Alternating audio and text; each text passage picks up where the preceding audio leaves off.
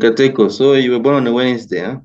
This is interesting. Yes, yes, and I'm an earth sign, so it feels very funny when you're saying the blue is earth on a Wednesday.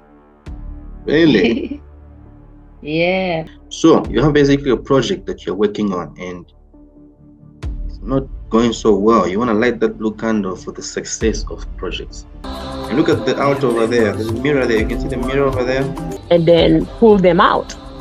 And then, of course, some of them say it has to be all of them unified together, but some of them want to do it for their own pleasure, for their own views and and things like that.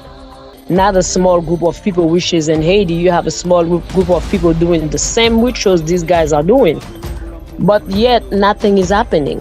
Hello? Yeah, Yes, as I see this ritual, it's making sense.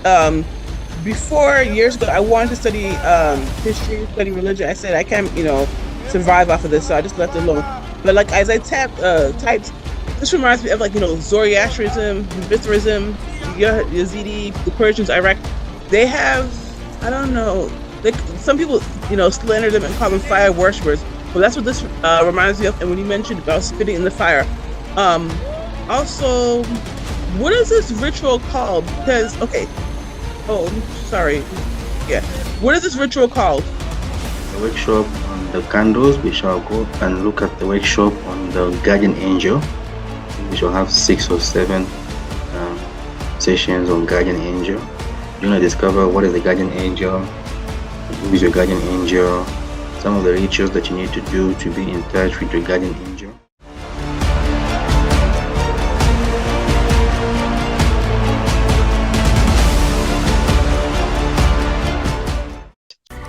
We are Zolabantu. We live in love, we live in purity, we live in justice.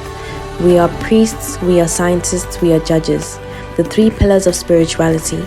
We bring together the best of us, we build together, we don't destroy.